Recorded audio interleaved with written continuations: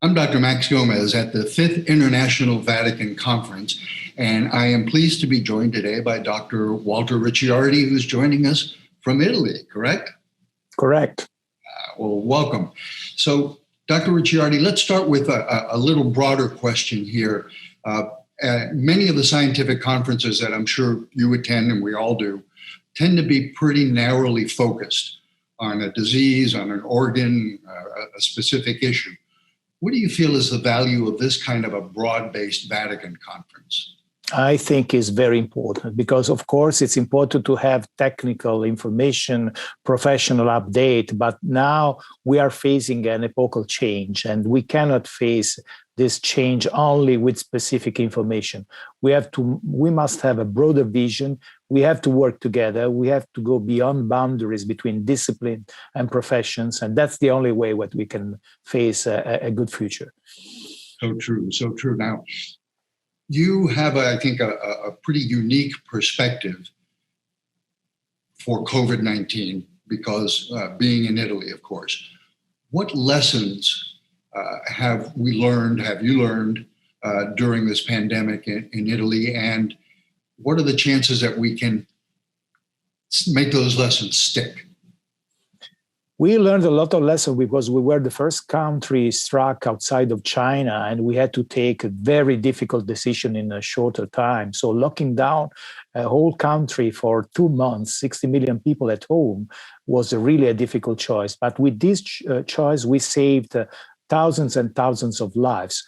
Unfortunately, there is a strong push due to commercial interest, but also to the anxiety of people that want to go back to ordinary lives that makes these lessons quite easily forgotten, so that's the problem. So we have to be understanding that this is a new virus, that all the population is accessible.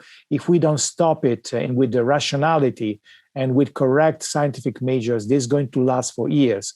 And this is something that we cannot allow. So essentially, we have to work together, science and politics, in order to find a solution. And it's not only with slogan or with illusions that we are going to fight the pandemic and to defeat the virus. It's what concrete, practical decisions that are going to base on science. We have a very similar issues, problems, we might say, here in the States, of people not wanting to be locked down, insisting on opening up again.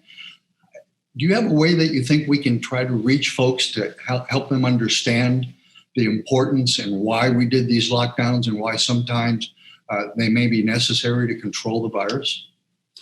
Communication is key, and communication in an easy way. This is something that politicians tend to forget. So they tend to take decisions, but without explaining very carefully to the population. And of course, social media, we were discussing with Chelsea Clinton before, play a very, very difficult role in this, because when you spread fake news or you spread in a population that is already suffering something which is easy but not true, that's a problem. So communication is a substantial part of fighting the pandemic, and we have to be very, very careful in communicating better. You mentioned politics and science.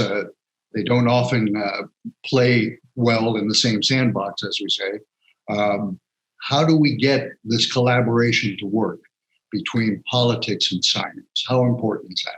Of course, it depends on two sides. I mean, the scientist has to be more easy in explaining the difficult challenges of science and also explaining that science is not always perfect, but it's the only possible solution to the problem. And politicians have to accept that what is going to change is not the virus, or is not only the virus, is the answer, is the decisions that they take.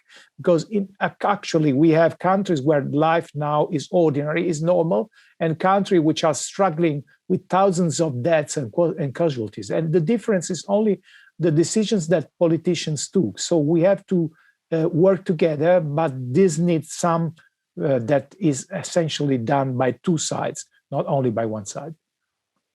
It comes down to communication almost every time, correct? Indeed. Dr. Walter Ricciardi, thank you so much for your time and your insights, and We hope that these lessons will be taken to heart, both in Italy and here in the States and around the world. Thank you for your time. Thank you.